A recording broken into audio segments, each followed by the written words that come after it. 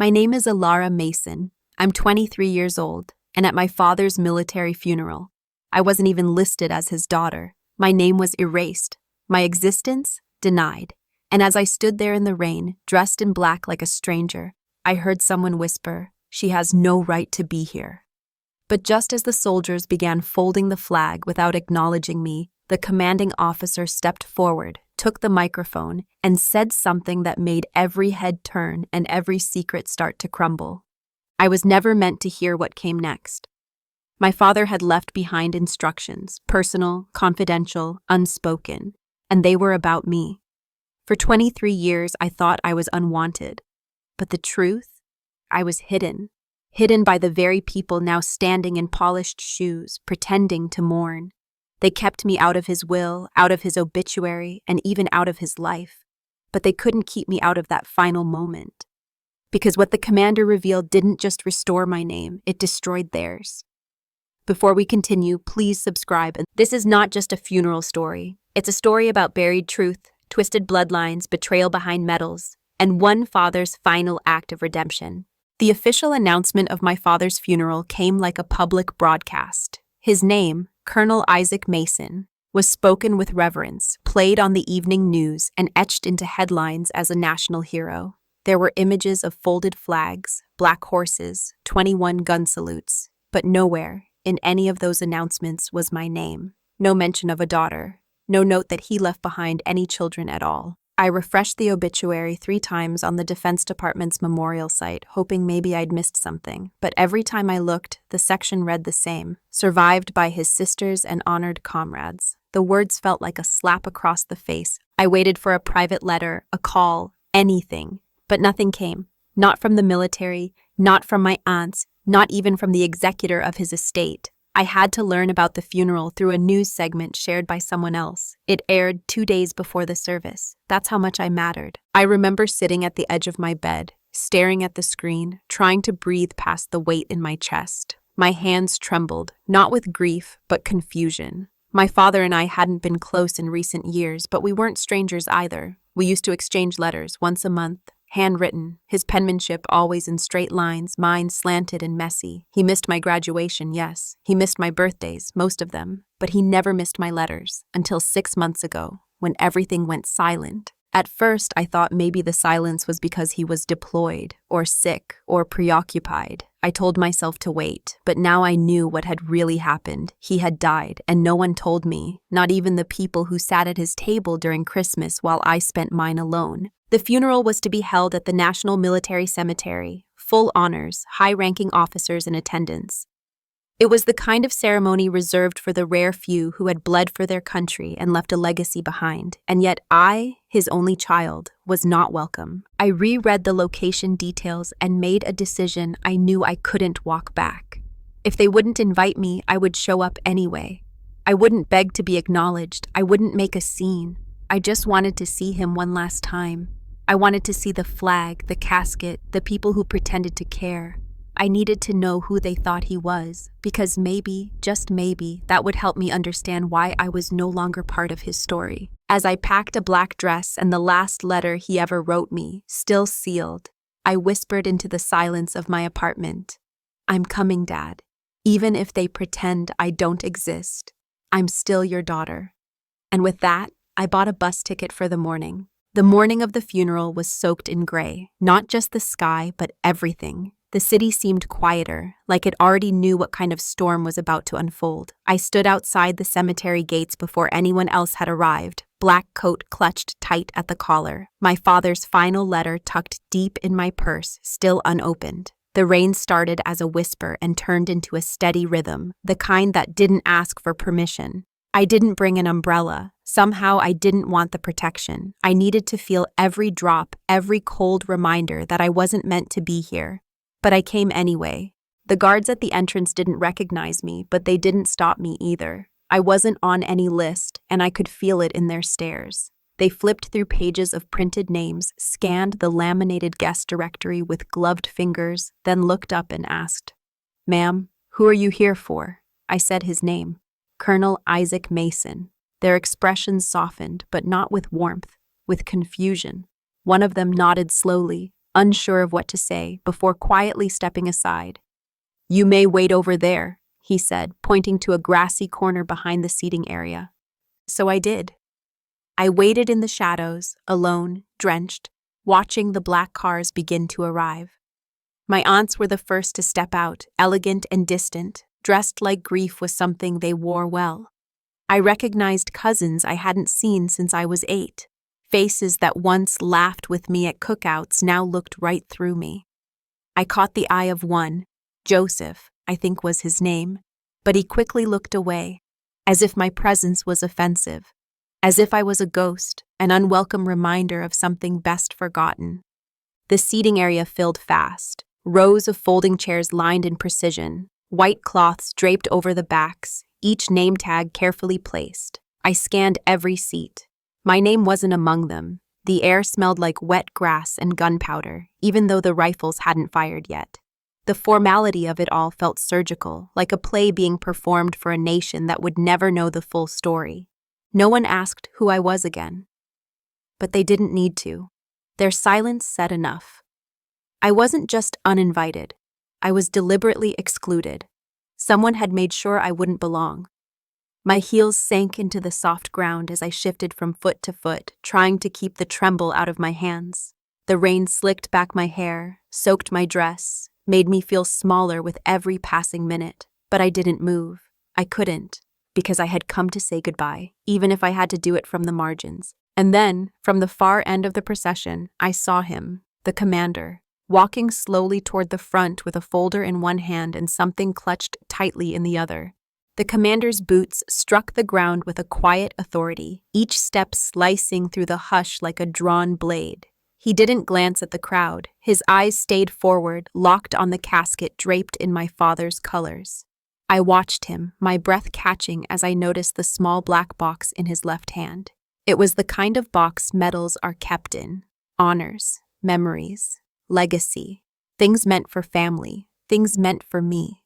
But still, I stood behind the rows of dignitaries and relatives, soaked to the skin, unwelcome. As the final guests arrived, umbrellas bloomed like dark flowers, shielding the same people who had once sat at my father's table and now pretended I didn't exist. I knew these faces. I had memorized them as a child. They were part of photo albums I used to flip through when I missed him. Now they were just polished masks, all turned toward the ceremony, deliberately ignoring the figure on the edge of the gathering, me. One woman glanced over her shoulder and saw me, her lips pressed into a hard line before she turned back quickly and leaned in to whisper to the man beside her. He shifted in his seat to look. Another whispered, then another.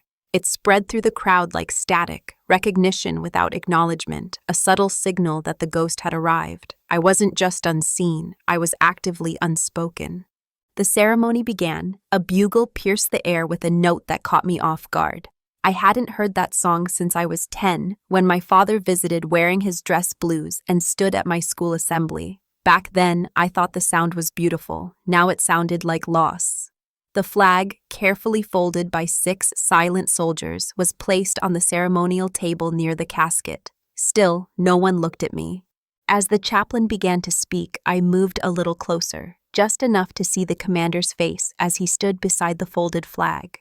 Rain glistened on his shoulders, but he didn't flinch. He looked like a man carrying more than orders. He opened the folder and glanced inside. His expression flickered, almost imperceptibly. Then he looked up and swept his eyes across the crowd until they landed on me. It was only for a second, but it happened. The commander saw me, and in that brief moment, something changed. He nodded once, subtle but sure. I don't know if anyone else noticed. Maybe they were too focused on the ceremony. Maybe they were too busy pretending. But I saw it. That nod wasn't accidental. It was confirmation. He knew who I was. He knew I didn't belong on the edge. He closed the folder, stepped back, and took the black box into both hands. Then he turned toward the microphone. The murmurs stopped. The umbrellas stilled.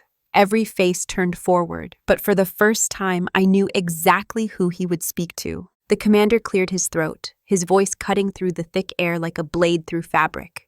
He began with the expected tributes: decorated service, leadership in combat, years of unwavering duty.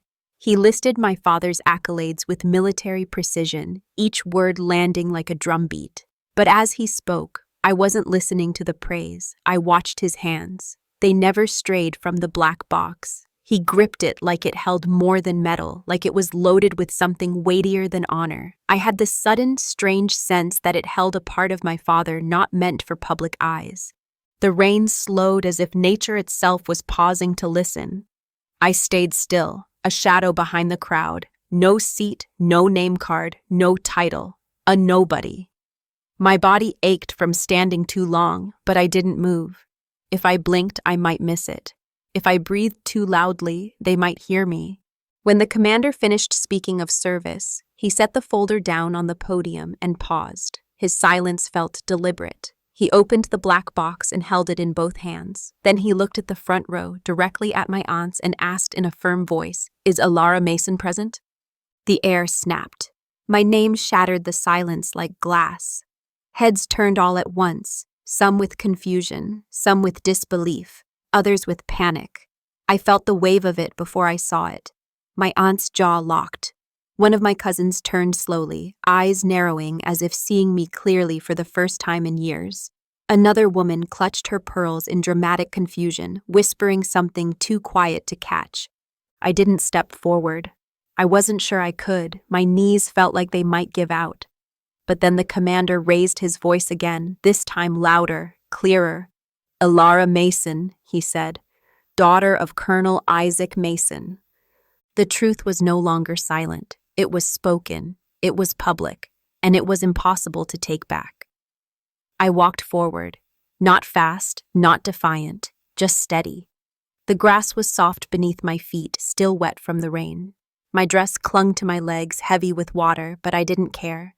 I stepped between the rows of shocked faces and ignored the whispers that followed me like shadows. When I reached the front, the commander looked me in the eye. His expression was unreadable, but not cold. He extended the black box to me with both hands and said, "This was left for you, per your father's request." He made it very clear that only you were to receive it. My fingers trembled as I took it. Inside the box, resting on velvet, was a medal I didn't recognize, and beneath it, folded once, was a handwritten note. As I touched the edge of the paper, I heard my aunt hiss under her breath, "She wasn't supposed to be here." But I was. I always was. They had erased me from the guest list, but not from him.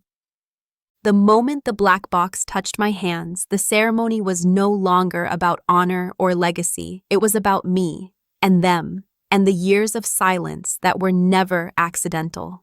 I could feel every pair of eyes on my back as I stepped away from the podium, clutching the box as if it were a lifeline. The weight of it wasn't just physical, it carried the full gravity of a truth they had buried and thought would stay hidden. I didn't open the letter. Not yet. I wasn't ready to read my father's words with so many eyes waiting to tear them apart. I returned to the edge of the gathering where I had stood before, but everything felt different now. The man beside me shifted uncomfortably. The woman behind me whispered to her husband, not even trying to mask her disgust. "She wasn't in the obituary," she said, as if that was proof enough I didn't belong. But being written out didn't mean I didn't exist. It just meant someone had the power, and the malice, to erase me. The commander continued the ceremony as if nothing had happened, but the ripple my name caused didn't die down. Behind the rows of stiff backs and polished metals, whispers spread like smoke. Some wore confusion on their faces, others guilt. But a few wore something darker, something sharp and cold. My aunts didn't speak, but their silence screamed. I saw it in the tightness of their jaws, the way they refused to glance in my direction again, as though acknowledging me would make the lie they lived too real to ignore. When the rifles fired in salute, I flinched, not from fear, but from the way the sound cut through the air like a warning.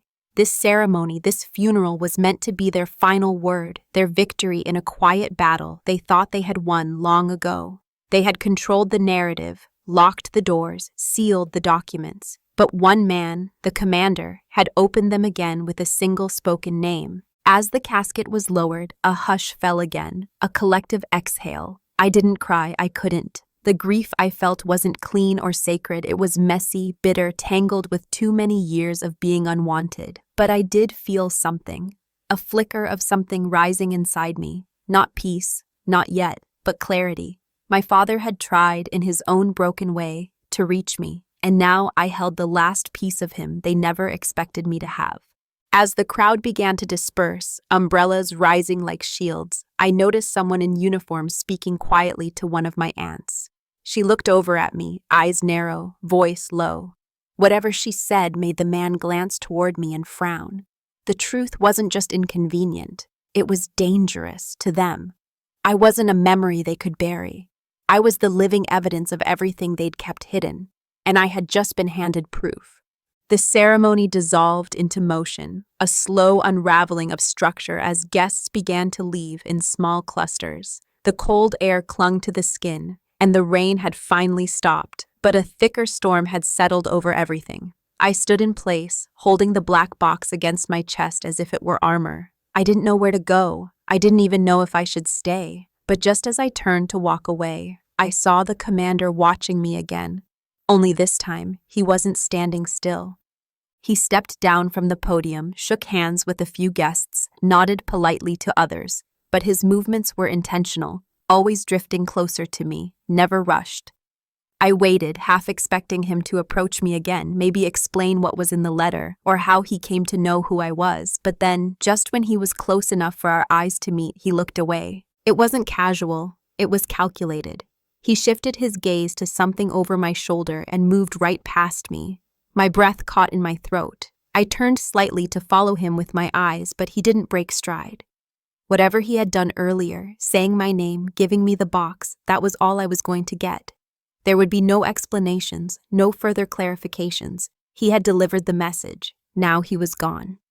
I stood frozen as the commander disappeared into a waiting vehicle, his uniform crisp, his purpose complete. But that moment, his deliberate glance followed by the look away, unsettled something in me. It wasn't coldness, it was something closer to restraint. Like there was more he wanted to say but had chosen not to. And in that space between what he did and what he avoided, I sensed a larger truth.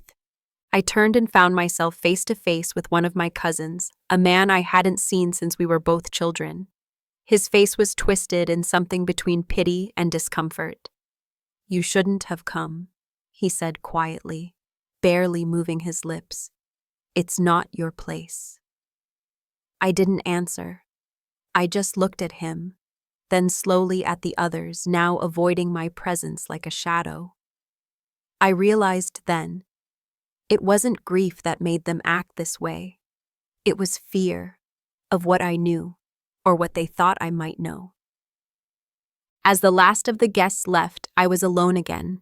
The casket had disappeared beneath the earth, but my father's words, still sealed in the letter tucked inside the box, remained unopened. My fingers grazed the edge of the envelope, still hesitant, not because I didn't want to know, but because I feared what the truth might cost. The silence around me thickened, not a silence of mourning, but a silence of secrets.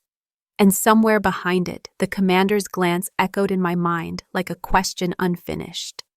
I didn't go home right away. I walked down the stone path, through the cemetery gates, past rows of strangers' names etched into marble. My shoes were soaked, my coat clung to my shoulders, the black box pressed tightly beneath my arm as if it knew it carried something heavier than a medal. I found a bench under a leafless tree, cold and alone, and sat there with the letter in my hands. I turned it over again and again. The envelope was thick, off-white, the corners soft from time. My name was written across it in my father's handwriting, Elara. No rank, no formality, just my name. For years I'd imagined what it would feel like to hear him say it again. Not through someone else, not through a memory, but from his voice. This was the closest I would ever get. I traced the ink with my fingers. It trembled in my grip. Everything inside me wanted to rip it open, but something else, something older, held me back. Maybe it was fear, maybe it was anger, maybe it was the wound of being forgotten, a wound too raw to let in a voice that came too late. I sat there while the clouds moved above me and the wind dragged dead leaves across the stone. I thought of the times I waited for him. On birthdays, at school concerts, during hospital stays. Each absence etched a little more silence between us. Now he wanted to speak, Now, from the grave when there was no chance to ask why? I closed my eyes and let the letter rest in my lap. The commander's voice played in my mind. Your father made it clear. Only you were to receive it. That clarity sounded like guilt, like a final confession sealed in paper. He knew. He knew what they had done. He knew I had been pushed aside, denied, turned into an invisible daughter while others sat at the table wearing my place like a borrowed coat. The sounds of the funeral had long since faded, but inside me something was still unraveling. Not grief, not yet. That would come later. This was reckoning, the slow, cracking realization that something had always been wrong, and now I held the key to it in trembling hands. I looked out at the rows of stone markers, so many endings, so many stories left untold. But mine wasn't finished, not yet, not even close. The box, the letter, the silence of the commander, they were all pieces. I just didn't know what puzzle they were trying to reveal. I stood up, letter still sealed, and walked away from the cemetery. I didn't know where I was going, but I knew I couldn't read it in that place. The truth deserved better than a bench soaked in sorrow. If my father finally had something to say, I wanted to hear it with my full heart, or whatever was left of it. I didn't open the letter that day.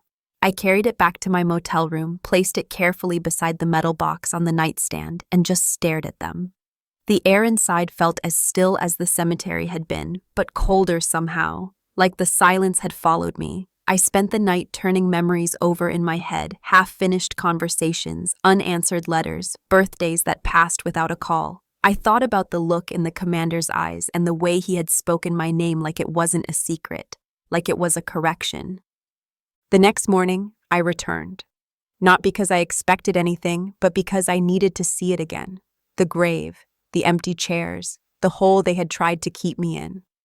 The service was over, but a few people had gathered again for a private moment. I recognized some of them from the day before. They stood in a tight circle, whispering, eyes red, laughter sharp with hidden tension. I kept my distance, remaining near the edge, the way I had the day before.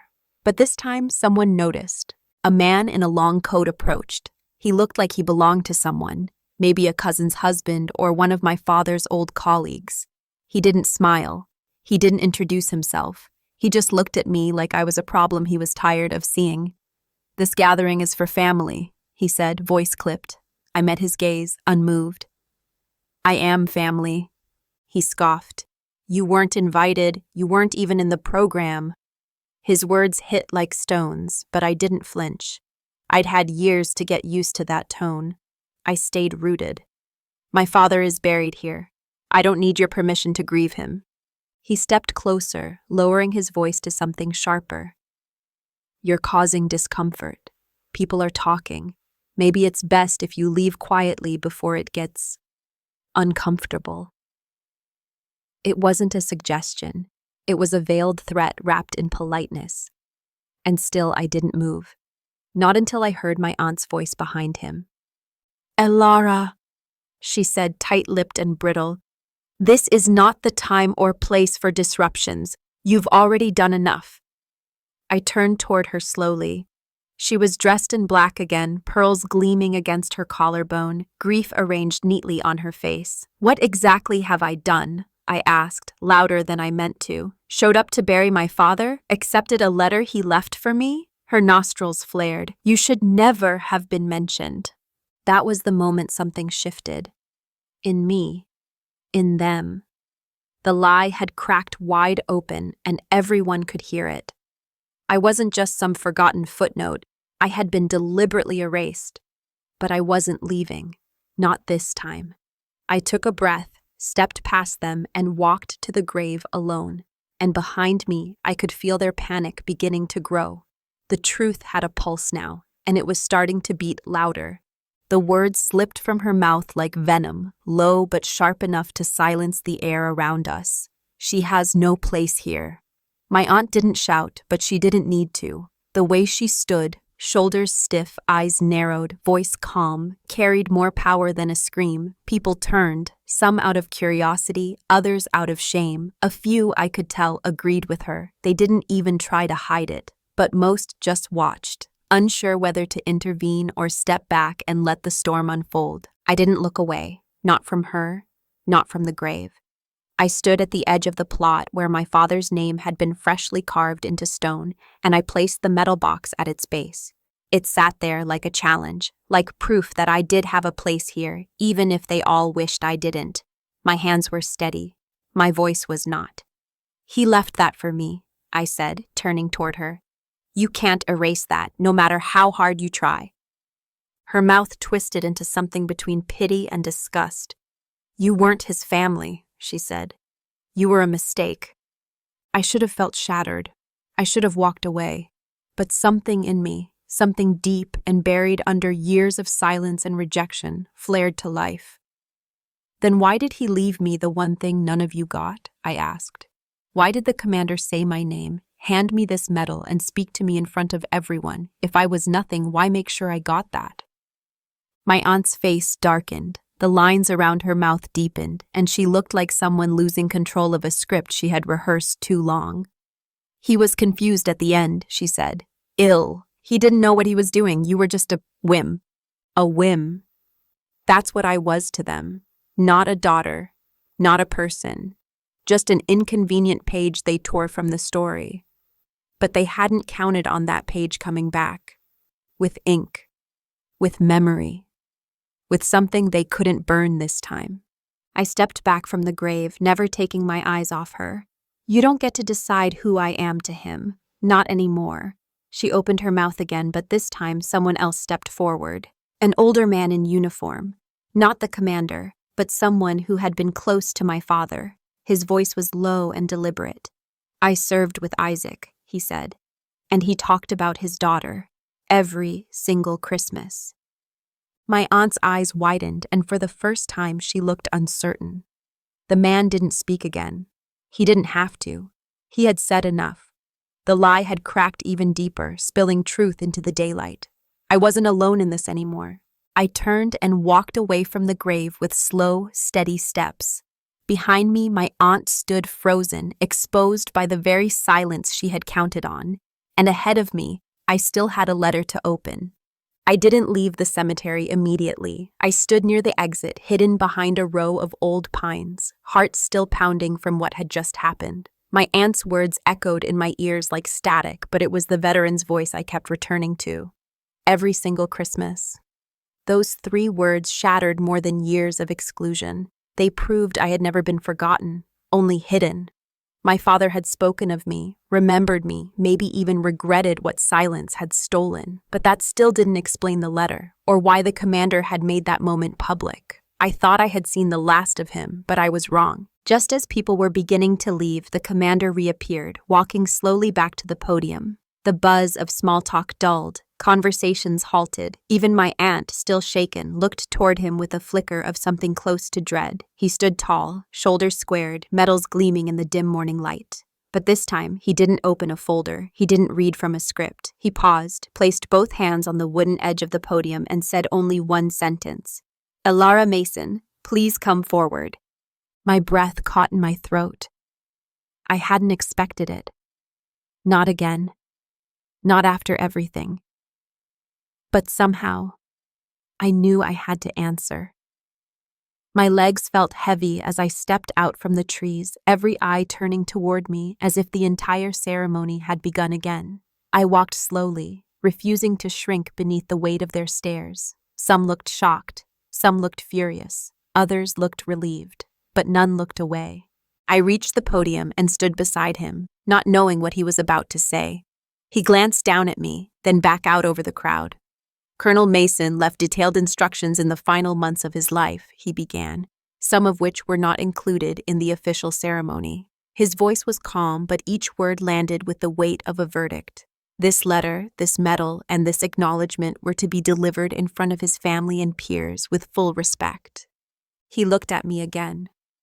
Because his greatest regret was not the battles he fought overseas, but the one he lost at home. He asked me to tell you. He never stopped looking for a way back. My chest burned. I didn't cry. I couldn't, not yet. But I nodded, and the commander stepped aside without another word. He had delivered more than a message. He had delivered justice, even if it was quiet and late. Behind me, I could hear the gasps, the shuffling of guilt in shoes that had once stood firm. I stepped back from the podium, holding the sealed letter like it was gold.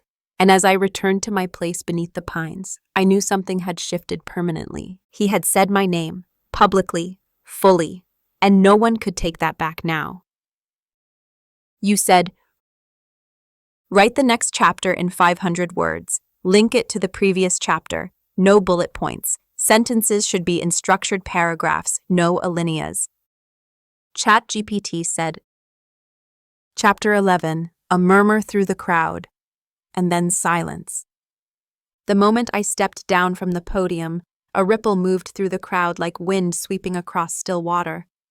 It wasn't loud, but it was unmistakable. A murmur, a collective sound of people scrambling to absorb what they had just heard. Some tilted their heads together and whispered in disbelief. Others stayed rigid, faces frozen in unreadable masks. But as the weight of the commander's words sank deeper into the air, the whispers faded into something else. Silence. Not the respectful kind, not the reverent kind. This was the silence of discomfort, of reckoning. My father's name was still etched into the marble behind them, his coffin sealed beneath the soil.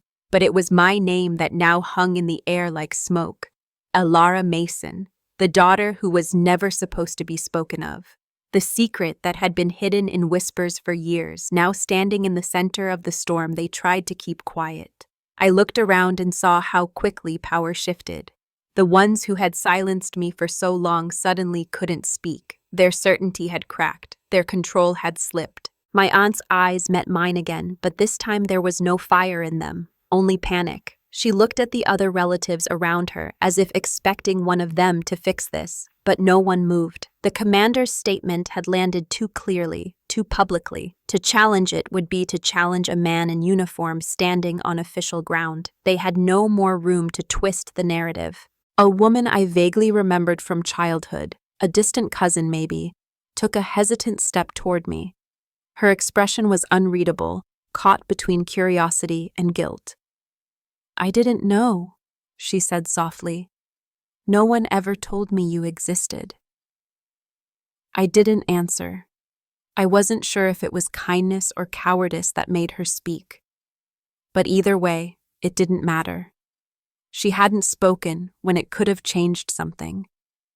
And now it was too late. The wind picked up, brushing across the graves, making the trees behind us groan. The commander had already disappeared again, vanished into the crowd without asking for thanks or credit. He had done what my father asked of him, and nothing more. But it was enough. The damage had been done, and the healing had begun. I returned to the black box at the foot of my father's headstone. It had been knocked slightly by the wind or by someone's passing foot. I knelt beside it, picked it up, and held it close. The letter was still inside, untouched. But now it felt different. He hadn't just written it for me. He had built a stage so the world would know it belonged to me, that I belonged to him. As I stood, the silence held. No one stopped me. No one dared.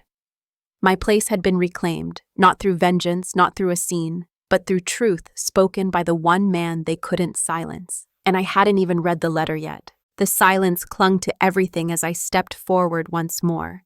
The crowd had parted for me, but not out of respect. It was something colder, shock, confusion, maybe even fear. I didn't mind. Their retreat felt like a kind of confession. No one blocked my path as I moved toward the podium again, not even my aunt, who stood rigid with her arms folded tightly, lips pressed together like a sealed vault. The commander had returned and was waiting. This time he held only one thing in his hands, the medal. It was large, heavier looking than I expected, set in a black velvet cushion lined with gold trim. I couldn't identify its significance by sight, but I didn't need to. I could feel it. This wasn't something handed out lightly. This was something earned in silence, carried in blood, and passed down like legacy. He looked at me with the same unreadable face as before, only now there was something gentler in the edges of his eyes. Not pity, something closer to knowing. Your father received this 2 weeks before he died, the commander said quietly. But he never wore it. He said it didn't belong on his chest. It belonged in your hands. I didn't move for a long second. My throat felt tight. Everyone around me was waiting, watching, but I didn't care about their eyes anymore. I took one slow step forward, then another, until I stood in front of the commander. He extended the box with both hands, and I reached out and accepted it. It was heavier than I expected, cold at first, then warm as my fingers closed around it. I didn't speak. I couldn't. Not there. Not yet. As I stepped back, the commander nodded once. He didn't explain further. He didn't need to. The gesture had said it all. My father had wanted this moment. He had orchestrated it down to the final detail. The medal, the letter, the name spoken into a microphone. He had used the last of his breath to rewrite the story they tried to bury. I walked away again, slowly. This time not toward the trees, but directly past the family who had tried to disappear me. None of them spoke. My aunt looked away. My cousin kept his head down. One man even stepped aside without a word. It was like a silent surrender. I made it back to the edge of the grounds and sat on the same bench as before, the medal in my lap, the unopened letter beside me. I stared at both, the wind curling through my hair, the world finally catching its breath again. I didn't know what the letter would reveal. I didn't know if it would soothe the ache or deepen it. But one thing was clear now. I wasn't forgotten. I wasn't erased. I was his daughter, and the truth had just been placed into my hands, cold, heavy, and undeniable.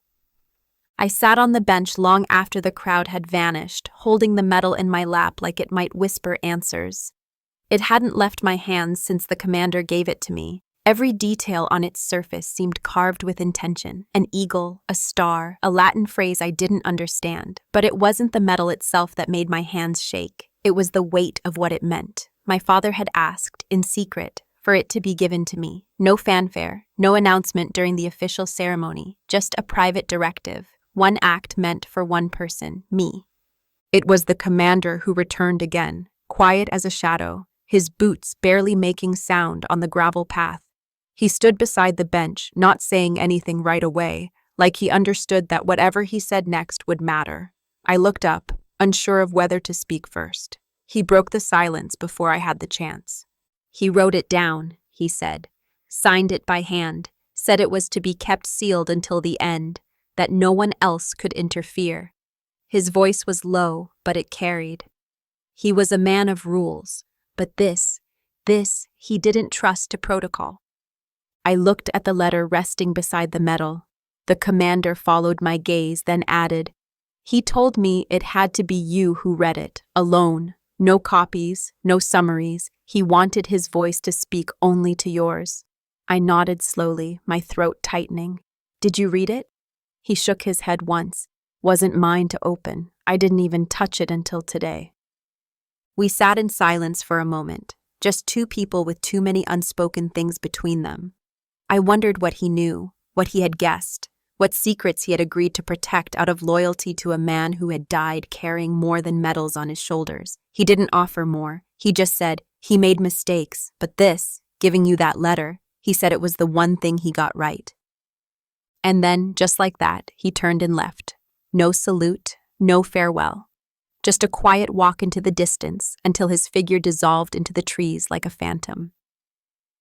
I looked down at the envelope again. My name still stared back at me, handwritten in that same familiar script I had once studied on birthday cards and Sunday letters. For the first time in years, I felt something uncoil inside me.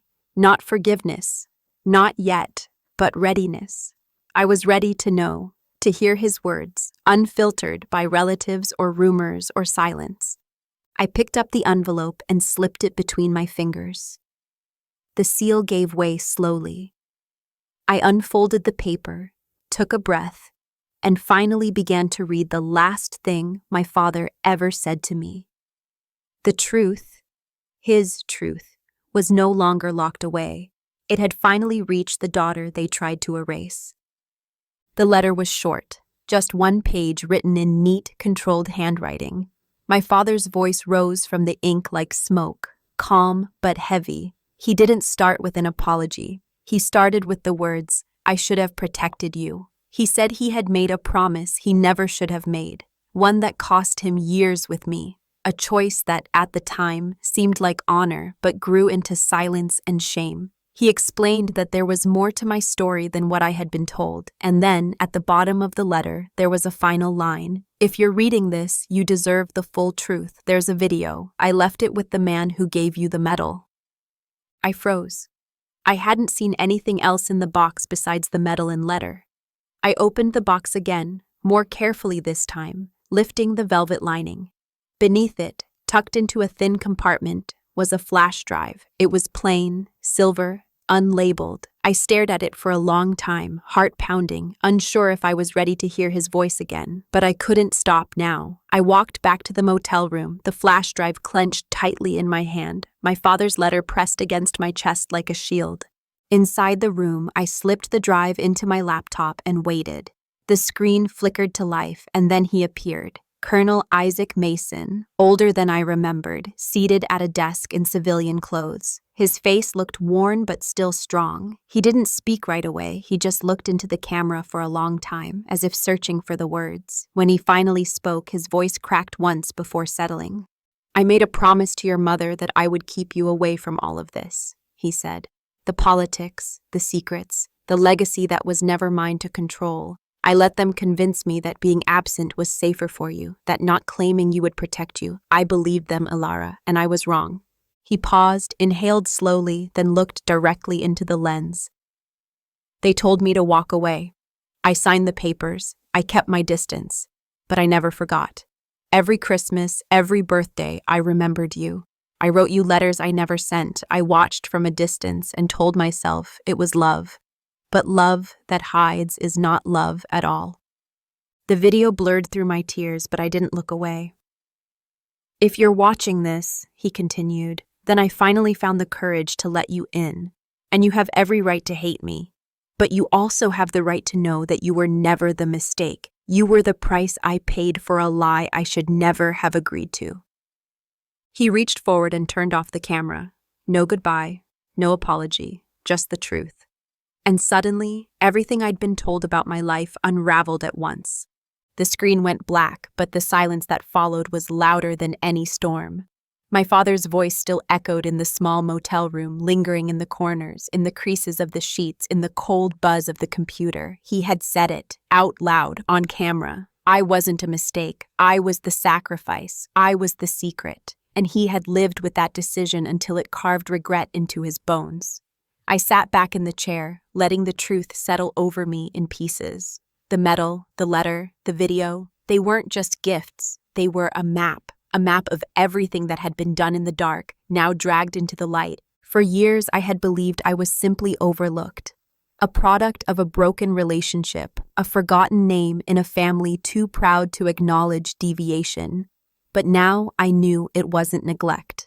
It was deliberate. They hadn't forgotten me. They had hidden me. My name was scrubbed from records, my image left out of albums, my presence denied at every milestone, because someone had convinced him that silence was protection, that pretending I didn't exist was somehow noble. And he had listened, not because he didn't love me, but because he thought it would save me from something worse. I thought of my mother then. She had never spoken badly of him, not once, even when I asked, even when it hurt her. She always said he served a duty larger than himself, and sometimes that meant sacrifice. I never realized that the sacrifice she was talking about was me, that she had allowed herself to carry that burden in silence so that he could keep his honor, and I could have some semblance of a life untouched by the weight of his choices.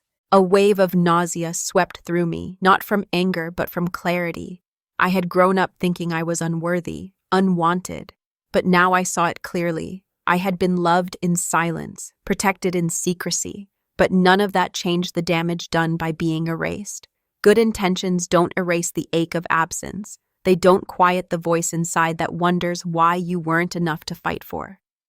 I stood and walked to the mirror above the dresser. My face looked different now, like the child in me had been waiting for this moment and was now quietly stepping back, finally understood. I pressed my hand over my heart and whispered, "You did love me. You just didn't know how to keep me." Outside, the sun was beginning to set. Light spilled across the floor, soft and golden. And for the first time in years, I didn't feel invisible. I felt real, seen, named. My father hadn't died forgetting me, he died trying to reclaim me, and now that I knew the truth, I wasn't going to let them hide me anymore. Not from my story, not from his, not from myself. I didn't sleep that night. I lay on the bed with the letter beside me, the metal still on the desk, and the image of my father's face burned into the ceiling above me. His voice played on repeat in my head, each sentence peeling back layers of the version of my life I thought I understood. And then the realization hit me like ice in my veins. If my father had been kept away to protect me, then someone else had been doing the hiding. Not strangers, not the military, but the woman who raised me, my mother. She had never told me he abandoned us, never told me anything bitter or cruel, but now that silence felt strategic. I used to think her restraint was grace, now I wondered if it was guilt. I had asked her once, when I was 15, why he never called. She said some stories are better left untold. I accepted it then. I nodded, tucked the question away, and tried not to let it rot. But the truth had waited, and now it refused to be quiet. I picked up my phone and stared at her name in my contacts. My thumb hovered over it. Calling her felt like lighting a match next to everything I had built inside me. But I needed to know. I needed to hear her say it. I needed to ask her why she had never told me that my father hadn't just left, that he had wanted to protect me, that he had chosen silence, and she had chosen to keep it. The phone rang twice before she answered. Her voice was soft. Elara? I hadn't said her name yet, hadn't even greeted her. But something in her tone told me she knew. The silence on my end stretched long enough to make her speak again. You found it, didn't you? I swallowed hard. You knew he didn't just walk away. She didn't deny it. She didn't stutter. She didn't even sound surprised. I did. I closed my eyes. Why didn't you tell me? Why let me grow up thinking I was abandoned? There was a pause, not long enough to be hesitation. Just long enough to be honest. Because I didn't want you to wait for him. I didn't want you to build your life around the door he never walked back through. My voice cracked. But he wrote to me. You said nothing ever came. I kept them, she said, barely above a whisper. All of them. The words hit like a punch. You kept them? They were from a man who chose the military over fatherhood. I thought I was protecting you, but maybe I was protecting myself too. I didn't scream. I didn't hang up. I just sat there, drowning in the silence between us. I had been loved by two people who thought they were saving me, but both had stolen pieces of me in the process. And now I had to decide what to do with what they left behind. The next morning, I woke to a knock on the motel door, sharp, deliberate. I pulled myself out of bed, still wearing yesterday's clothes, and opened it to find a man in a charcoal suit holding a sealed envelope. His badge read J. Melrose, Executor of Estate. He offered a quiet nod and handed me the document. Colonel Mason's final will, he said. This is your copy. You were listed as primary. My heart stopped. Primary. Not forgotten. Not hidden. Not erased. I took the envelope in silence and closed the door behind me. My fingers trembled as I opened it, unfolded the papers, and began reading through the lines that were never meant to be public, until now. The will was clear, direct, and written with unmistakable care. I was listed as the primary heir, not just emotionally, legally. My father had left me everything he could. His pension, his journals, his home, and most importantly, the power to oversee what would be done with his legacy. My name wasn't buried in fine print. It was right there at the top, above my aunts, above the cousins who sat front row at his funeral, the same people who pretended I didn't exist, the same ones who tried to escort me out like a trespasser. My father had not only included me, he had made me the center. But that wasn't all. There was a letter attached to the back of the will, addressed not to me, but to the executor. A formal instruction. It read, if any family member challenges my daughter's right, provide them with the enclosed documents. I turned the page and found copies of letters, handwritten confessions from my father. He acknowledged the truth of my birth, admitted the years of silence, detailed the promises made and the regrets that followed. He explained everything, not with sentiment, but with clarity that left no room for denial. And then there was a final attachment. A notarized affidavit he had submitted 2 years before his death, affirming that any attempt to remove me from the will would be an act of fraud. He had anticipated them. Every whisper, every denial, every lie. He had written this not only to restore my place, but to protect it. The weight of it sank into me slowly.